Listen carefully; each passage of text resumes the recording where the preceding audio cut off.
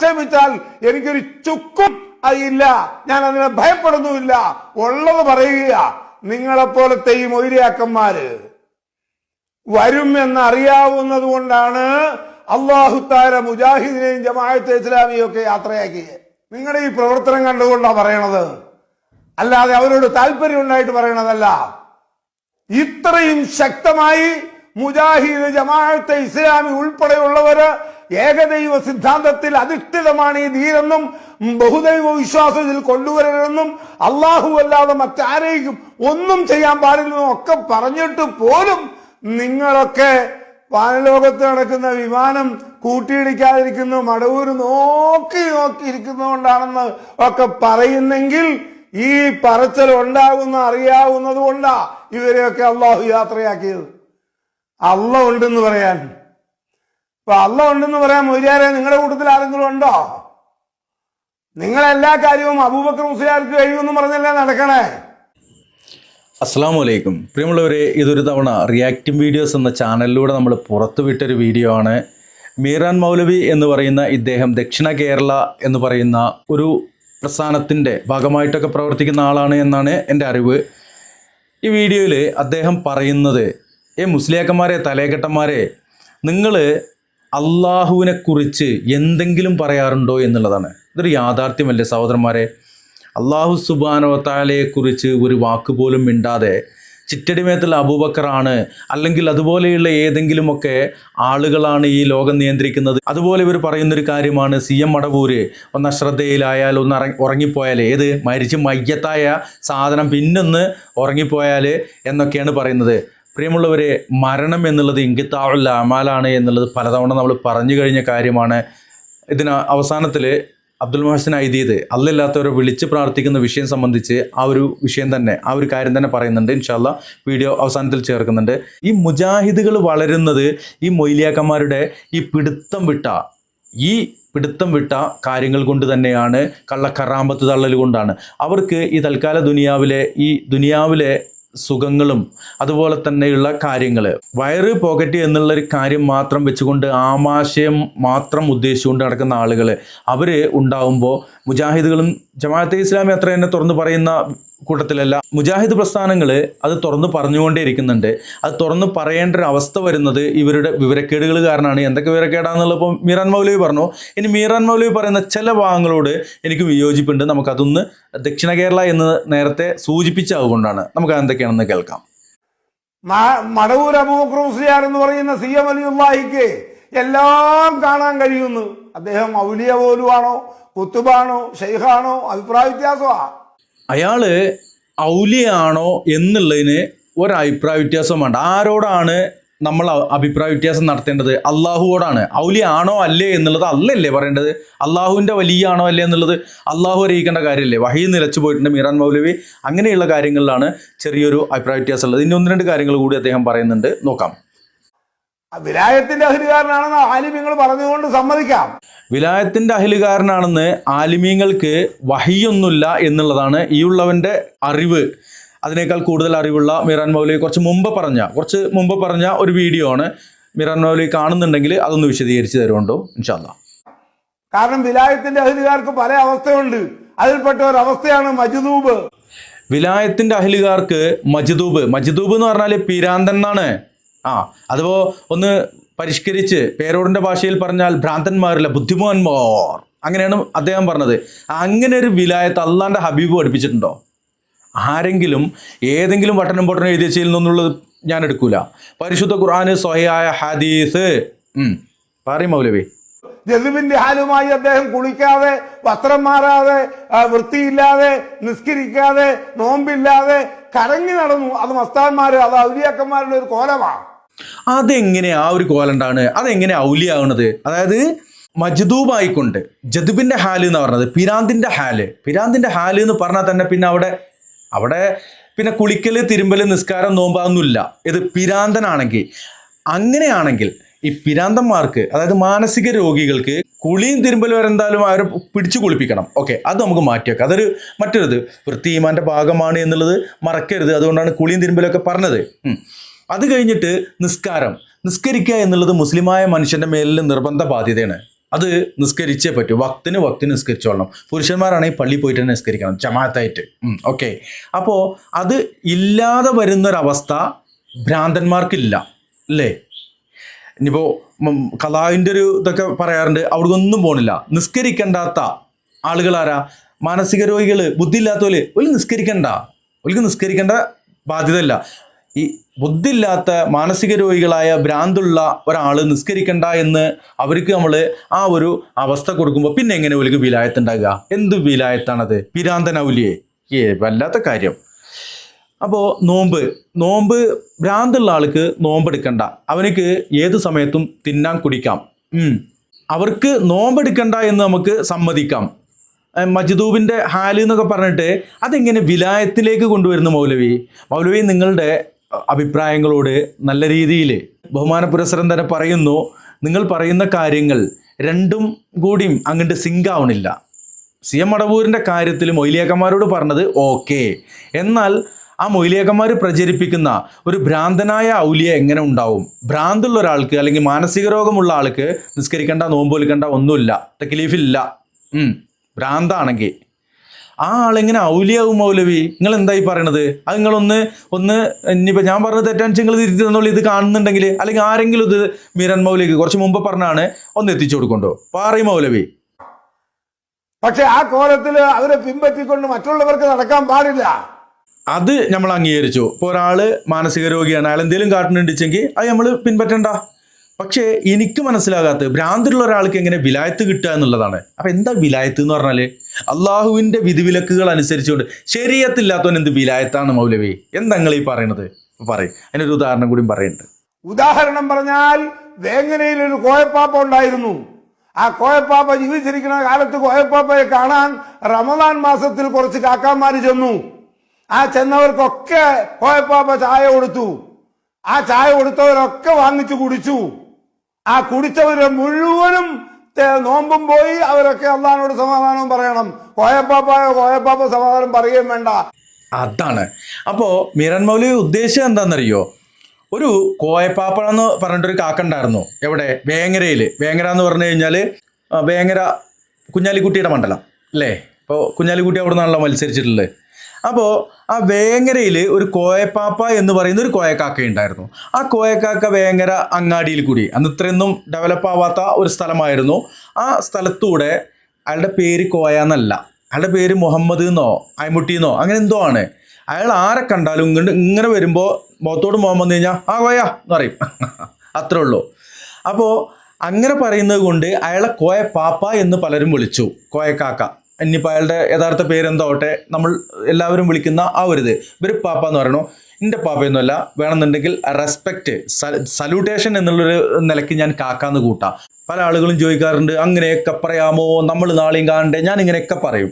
ഒരു പ്രായമായൊരു കാക്ക, അത്രേ ഉള്ളൂ എനിക്കത്. എന്നിട്ട് അയാൾ ആർക്കൊക്കെയോ റംസാൻ മാസത്തിൽ ചായ ഇങ്ങനെ കൊടുത്തോലൊക്കെ കുടിച്ചു എന്നുള്ളതാണ്. ഈ കുടിക്കുന്നത് റംസാൻ മാസമാണ്. റംസാൻ മാസത്തിൽ നോമ്പെടുത്തിട്ടാണോ നോമ്പെടുക്കാണ്ടേ കുടിക്കുന്നത് നമുക്കറിയില്ല. എന്തായാലും അവർ വാങ്ങി കുടിച്ചു എന്നുള്ള ഹറാമാണ്. റംസാനിലേക്ക് പകൽ സമയത്ത് ഭക്ഷണപാനീയങ്ങൾ, അന്നപാനീയങ്ങൾ കുടിക്കൽ ബുദ്ധിയും ആരോഗ്യവുമുള്ള ഒരാൾക്ക് ഹറാമാണ്. അപ്പോൾ കുടിക്കാൻ പാടില്ല, നോമ്പ് ബാത്തിലായി പോകും. നോമ്പില്ലാത്തവനാണെങ്കിലും പോലും കുടിക്കാൻ പാടില്ല എന്നുള്ളതാണ്. അപ്പോൾ എന്താ അങ്ങനെയൊന്നും എന്നോട് ചോദിക്കണ്ട. ഓക്കെ. റംസാൻ മാസത്തിൽ പട്ടാപ്പകല് കോയക്കാക്ക ഇങ്ങനെ ചായ കൊടുത്തു, അവരെല്ലാം കുടിച്ചു, അവരുടെ എല്ലാം നോമ്പ് മുറിഞ്ഞു. അവർക്ക് നാളെ അള്ളാൻ്റെ കോടതിയിൽ സമാധാനം പറയേണ്ടി വരും. കോയക്ക് പറയണ്ടെന്നാ പറഞ്ഞത്. ഇത് ഇവർ കോയപ്പാപ്പ എന്ന് പറയുന്ന കോയക്കാക്കാക്ക് പറയണ്ടെന്ന് പറഞ്ഞത്. എന്താണ് കാരണം? ഇദ്ദേഹം ഉദാഹരണം എന്ന് പറഞ്ഞിട്ടല്ലേ പറഞ്ഞത്. അങ്ങനെയെങ്കിൽ ഇദ്ദേഹം പിന്നെ തിരുത്തി വേറെ ലെവലിലേക്ക് പറയുന്നുണ്ട്, നമുക്കപ്പോൾ വിശദീകരിക്കാം. ഇവിടെ പറയുന്നത് ബുദ്ധിബോധമുള്ള ആളുകൾ കുടിച്ചു, ഓല നോമ്പ് പോയി, ഓല അള്ളാഹിനോട് സമാധാനം പറയണം.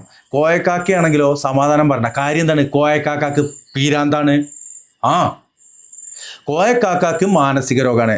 കോയ എന്നും പറഞ്ഞുകൊണ്ട് ചാണകത്തിനെ തോഫ് ചെയ്ത് നടന്നിരുന്ന ഒരു കാക്കയാണ്. നിസ്കരിക്കൂല, നോമ്പൊലിക്കൂല, വൃത്തിയും വെടുപ്പില്ല, പിന്നെ എന്താ ഔലിയാണ്, നിന്ന് മൂത്രമൊഴിക്കും. ഏത് കറാമത്താത്രേ. അപ്പം ഇത്രയുള്ള ഈ കാര്യങ്ങൾ, ഇതുപോലെയുള്ള കാര്യങ്ങൾ പറയുമ്പോൾ അത് മസ്താൻ എന്ന് പറഞ്ഞിട്ട് ജതുബുമില്ല, ഒരു ഹാലും ഇല്ല. മുസ്ലിങ്ങൾക്കൊക്കെ ഒരു ഹാല പറഞ്ഞുള്ളത്. ഓലിക്ക് ബുദ്ധി മറിഞ്ഞു പോയി എങ്കിൽ പിന്നെ ഓല ഔലിയെന്ന് പറയണ്ട. ഓല് നിസ്കരിച്ചിട്ടില്ലേ നമ്മൾ കുറ്റം പറയണ്ട. കാര്യം എന്താണ്? ഓലിക്ക് തക്ലീഫില്ല. ഓലിക്ക് മാനസികമാണ്, ഭ്രാന്താണ്, മനുഷ്യൻ്റെ കഥയാണ്. ആർക്കൊക്കെ ഇത് പിടിക്കാമെന്ന് അറിയില്ല. ആർക്ക് പിടിച്ചാലും ഒരു നിസ്കരിക്കുകയാണോ തടയണ്ട, അതെന്താണെന്ന് നമുക്കറിയില്ല. ഒരു നിസ്കരിക്കണില്ലേ ഓലെ തല്ലി നിസ്കരിപ്പിക്കുകയും വേണ്ട. കാര്യം എന്താണ്? മാനസിക രോഗികൾക്ക് നിസ്കാരം നിർബന്ധമല്ല, തക്ലീഫില്ല. എന്നാൽ അവർക്ക് വിലായത്തുണ്ടെന്ന് പറഞ്ഞാൽ പറ്റൂല. നിങ്ങൾ പറ്റുമെന്ന് ചോദിച്ചാൽ പറ്റൂല എന്ന് തന്നെ പറഞ്ഞുകൊണ്ടിരിക്കും. പറയും മൗലവി. അതെന്താ? കോയപ്പാപ്പാക്ക് നോമ്പ് തക്ലീഫില്ല, അയാൾ മസ്താനായി പോയി. കോയക്കാക്കാക്ക് നോമ്പ് തക്ലീഫ് ഇല്ലെങ്കിൽ അദ്ദേഹം മസ്താൻ എന്നല്ല പറയേണ്ടത്, അദ്ദേഹം മാനസിക രോഗിയായി, അദ്ദേഹം ഭ്രാന്തനാണ്. ഭ്രാന്തന് നിസ്കാരവും നോമ്പൊന്നും നിർബന്ധമല്ല. അല്ലാണ്ട് എന്ത് മസ്താൻ എന്ന് പറഞ്ഞിട്ട് സാധനമൊന്നുമില്ല ഇവിടെ. നിസ്കരിക്കാത്ത നോമ്പൊലിക്കാത്ത എന്ത് മസ്താനാണ് മീരാ മൗലവിയെ? എന്താ ഈ പറയണത്? പറയും. അയാൾ ലോകത്തെ കുറിച്ച് അറിയില്ലാത്ത ഒരു മറഞ്ഞ അവസ്ഥയായി പോയി. അതുപോലെ മടവൂരൊരു മറഞ്ഞ അവസ്ഥയിൽ കുറെ കാലം വലിയുള്ളാഹി കറങ്ങി നടന്നു. അവസാനം ആ കറക്കം നിർത്തി ഷെയ്ഖിന്റെ പള്ളിയുടെ അരികത്തുള്ള മൂപ്പന്റെ വീട്ടിൽ കിടപ്പായി. ഒരു മിനിറ്റ്, ഇവിടെ നമുക്കൊരു ക്ലാരിഫിക്കേഷൻ വരുത്തേണ്ടതുണ്ട്. മറ്റൊന്നുമല്ല, മസ്താനായിട്ട് കുറെ കറങ്ങി. ആര്? സി എം മസ്താനായിട്ട് കുറെ കറങ്ങിയിട്ട് പിന്നെ മൂപ്പന്റെ വീട്ടിൽ, മമ്മൂട്ടി മൂപ്പന്റെ വീട്ടിൽ മൽച്ചട്ടി കടന്നിട്ട് എന്നിട്ട് നിസ്കരിച്ചോ? എന്നിട്ട് നോമ്പ് പറ്റോ? ഇല്ലേ. അപ്പോൾ ആ കറക്കം കറങ്ങിയെന്നില്ലേ, ആ ഹാലിൽ തന്നെയാണ് ആ കടത്തവും കടന്നിരുന്നത്. ആ കടത്തത്തിൽ തന്നെയാണ് അയാൾ മരിച്ചും പോയത്. പിന്നെ എങ്ങനെ ഔലിയെന്ന് പറയാ? മസ്താൻ എന്ന് പറഞ്ഞിട്ടൊരു സാധനമൊന്നുമില്ല മൗലവി. നിങ്ങൾ ആ വിഷയത്തിൽ നിങ്ങളൊന്നും കൂടിയൊക്കെ പഠിച്ചിട്ട് എനിക്ക് പഠിപ്പിച്ചു തരിയിട്ടില്ലേ?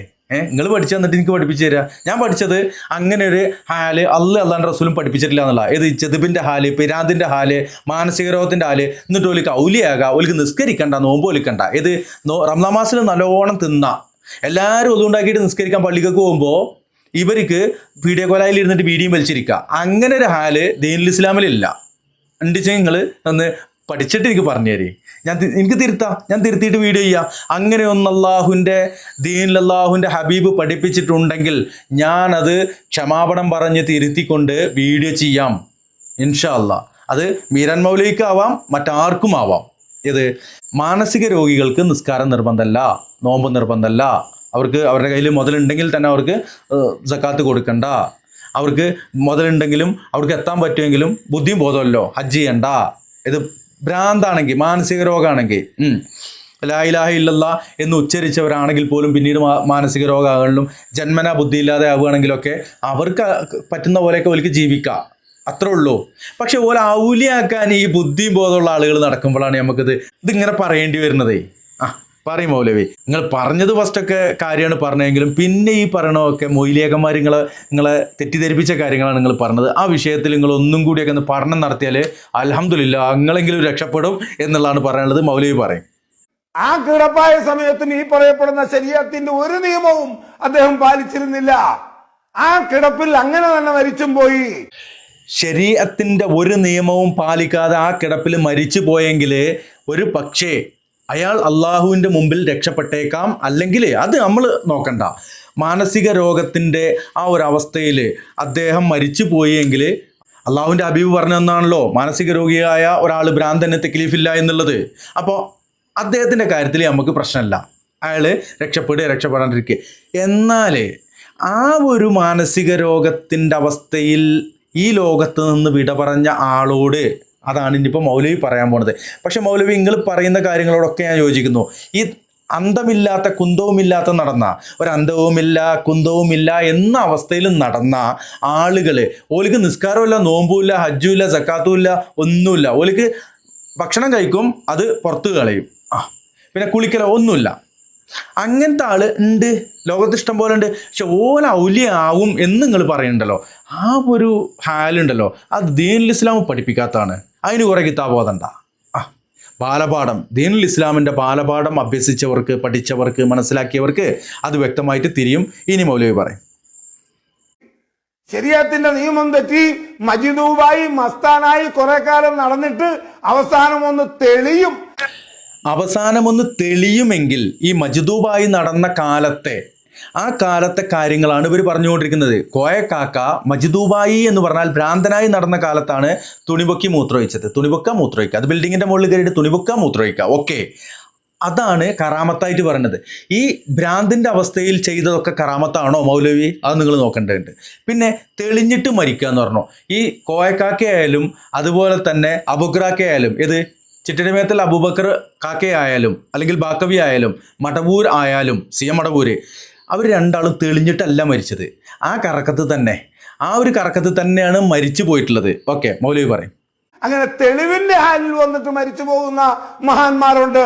ഇദ്ദേഹം അങ്ങനെയുമല്ല, ഇദ്ദേഹം അതേ അവസ്ഥയിലാണ് മരണപ്പെട്ടു പോയത്.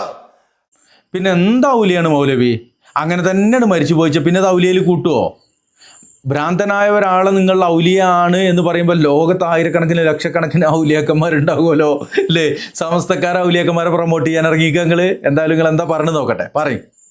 അങ്ങനത്തെ അദ്ദേഹത്തെ നോക്കിക്കൊണ്ട് കുത്തുബുൽ ആലമാണ്, കുത്തുബുൽ ജമാനാണ്. മടവൂർ ഇന്നലെ രാത്രി എന്റെ വീട്ടിൽ വന്ന് എന്നോട് പറഞ്ഞു, മടവൂർ അങ്ങനെ പറഞ്ഞു, മടവൂർ ഇങ്ങനെ പറഞ്ഞു. തനിക്കൊക്കെ എന്ത് കാശാ കിട്ടുന്നതിന്, ഇങ്ങനെ പ്രചരിപ്പിക്കുന്നതിന്, ഈ ദുഷ്പ്രചരണം നടത്തുന്നതിന്, ഈ കളവ് പ്രചരിപ്പിക്കുന്നതിന്? ഇത് പച്ച കളവല്ലേ ഈ പറയണത്? അതിൻ്റെ ഇടയ്ക്ക് മൗലവി ഇത്രയും നേരം പറഞ്ഞിട്ട് പിന്നെയും പ്ലേറ്റ് തിരിച്ചു വെച്ചിട്ടുണ്ട്. ഇപ്പം മൗലവി ഇപ്പം എന്താ ഉദ്ദേശിക്കുന്നത്? മൗലിയാക്കന്മാർ പറഞ്ഞത് മാത്രമേ തെറ്റുള്ളൂ. സി എം മടവൂരിൻ്റെ കാര്യത്തിൽ സി എം മടവൂർ ഔലിയാണ് അല്ലെങ്കിൽ ചിലപ്പോൾ ഔലിയ ആയിരിക്കും എന്നാണോ മീറ മൗലവി പറഞ്ഞത്? അങ്ങനെയുള്ളൊരു വാദം എനിക്കില്ലട്ടില്ല. നിങ്ങൾക്ക് ഉണ്ടിച്ച് നിങ്ങളെ കൊണ്ടു നടത്തോളി. ഓക്കെ, മൊയ്ലിയാക്കന്മാർ പറഞ്ഞത് അതെന്തായാലും നിങ്ങളും ഞാനും ഒന്നാണ്, തെറ്റൊന്നുമില്ല. മൊയ്ലിയാക്കന്മാർക്ക് കാശിട്ടുണ്ടായില്ലേ?